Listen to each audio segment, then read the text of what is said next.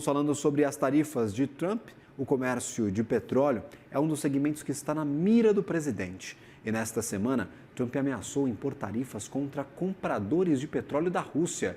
A ameaça veio depois de o presidente americano anunciar tarifas de 25% a países que comprarem petróleo da Venezuela. Para analisar estes impactos, eu converso agora com Bruno Cordeiro, analista de mercado da StoneX. Seja bem-vindo à nossa programação. Obrigado pela participação. Uma ótima tarde a você.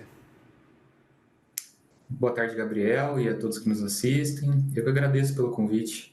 Para afetar a Rússia, é o que dá para fazer, Bruno, na sua percepção? Os Estados Unidos já não compram mais petróleo russo. Então, Gabriel, a gente vem observando, né, de fato, ontem a gente viu uma escalada bem forte das cotações, um avanço ali próximo de 3% do contrato mais ativo do Brent, né, que acaba sendo a principal referência olhada, né, ali pelo mercado. Vale destacar, né, esse crescimento ele vem após ameaças de Donald Trump de promover a política de tarifas secundárias, né, contra países que compram petróleo não só da Rússia, como do Irã, né?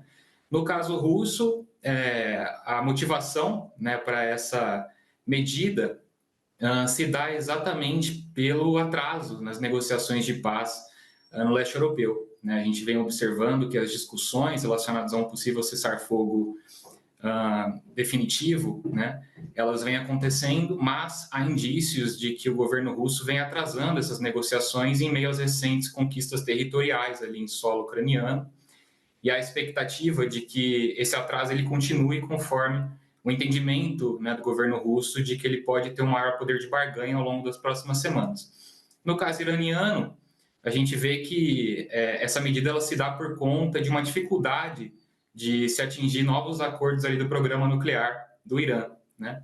Vale destacar que a movimentação do mercado ela ocorre dessa maneira, né, exatamente pelos receios em relação a possíveis impactos sobre os fluxos de petróleo por esses países.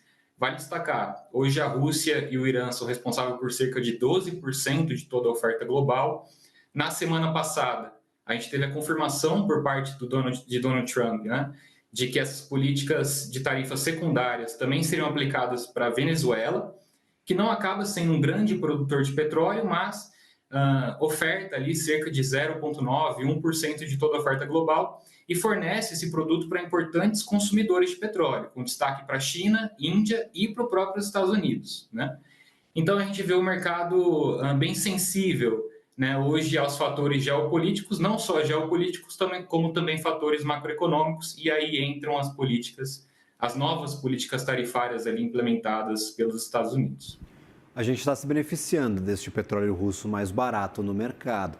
O Brasil compra esse tipo de petróleo, consegue fazer até um preço menor do que a paridade internacional por conta desses descontos. Caso nós tenhamos uma tributação generalizada dos Estados Unidos de 25%, talvez mais, para quem comprar petróleo russo, caso essas negociações entre Rússia e Ucrânia não saiam do lugar, a gente pode ter um choque em alguns mercados, choque de preços principalmente?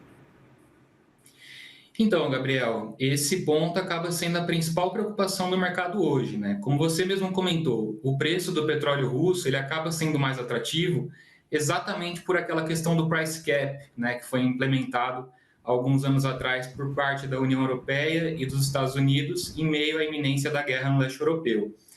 Hoje o price cap ele é de $60 por barril, né? A gente vê que a comercialização não chega nesse ponto, abaixo desse preço, mas a tendência de negociação é que rode ao redor desse valor, né? Como a gente tem um preço de petróleo hoje operando próximo de $75 por barril, a gente vê, né, que há um spread negativo, né? Então, há uma certa atratividade financeira do produto russo frente às outras referências, tá?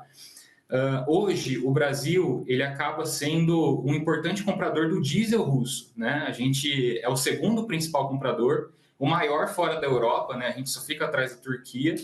Caso haja esse tipo de sanções, né, na verdade, nesse tipo de tarifas, né, isso acaba abrangendo também os derivados, a gente pode ver isso sendo um problema para o Brasil, né, exatamente porque o Brasil, ao longo dos últimos anos, vem ampliando as suas compras de diesel russo, diesel, inclusive, que ultrapassou, né, o diesel americano, que anteriormente era a nossa principal origem. Tá? Em relação ao mercado internacional, né, há um receio de que a implementação dessas tarifas façam com que os países passem a evitar a compra de petróleo russo. Né? Eles vão fazer aquele cálculo para entender o que é mais viável, né?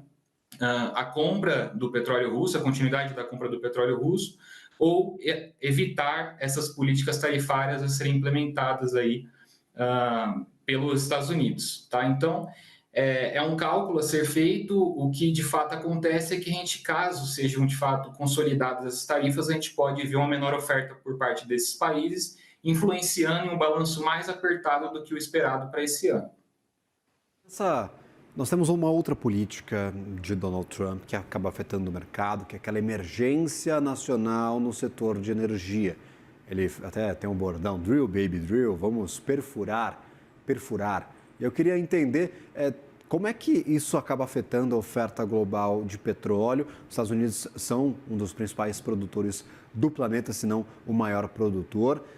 E acabamos tendo, claro, um incentivo cavalar do governo para que isso seja intensificado. Mesmo assim, a produção caiu nestes primeiros meses. Eu queria entender como é que a medida de Donald Trump, essa atenção especial para o setor de energia, pode impactar o equilíbrio do mercado mundial. Afinal, nós temos ali um cartel que briga pelos preços mais altos e Donald Trump que quer preços mais em conta para a energia no seu país. Gabriel, a gente, na realidade, nos últimos anos já vê os Estados Unidos aumentando a sua oferta de maneira significativa. Hoje, os Estados Unidos é o principal produtor de petróleo, né, com cerca de 13,6 milhões de barris por dia, que ronda de 13% a 14% de toda a oferta global. Tá?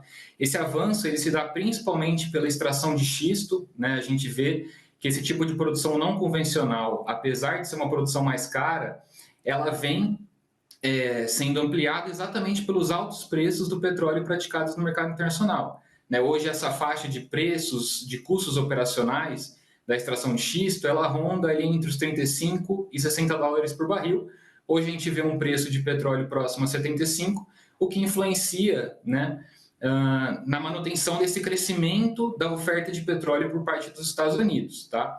Esse avanço ele vem ocorrendo desde a administração Trump, na verdade. Né? É importante frisar, a gente vem observando os Estados Unidos ampliando a sua oferta de maneira significativa e é uma tendência, de acordo com os próprios dados do Departamento de Energia dos Estados Unidos, que esse avanço continue ocorrendo ao longo desse ano e ao longo de 2026. Tá? No entanto, né, é importante lembrar que os produtores de petróleo norte-americano eles são mais sensíveis à evolução dos preços no mercado internacional, né, exatamente por conta desses altos preços, esses altos custos operacionais da produção de xisto norte-americano. Tá? Então, vale destacar que apesar dessa política, né, de incentivo nacional ali ao avanço da oferta de petróleo, a gente tem esse outro lado que se dá na capacidade de continuar ampliando a sua oferta, mesmo com preços do mercado internacional menos atrativos. Né? Quando a gente olha para os países da OPEP, por exemplo, eles acabam sendo países com menor custo operacional ali dentre os demais produtores. O Brasil também apresenta um custo operacional menor através da produção do pré-sal. Né? Então, a gente vê que esses países, principalmente os países ali do cartel, eles têm, né, uma capacidade de produzir petróleo a um preço muito atrativo. Né? Enquanto os Estados Unidos, a gente vê que alguns produtores têm essa capacidade e outros ainda não. Tá? Então, vale destacar esse ponto. Né? Apesar dos incentivos, das expectativas de um crescimento da oferta norte-americana no médio prazo, a evolução dos preços no mercado internacional será determinante para a gente observar o comportamento da oferta por lá.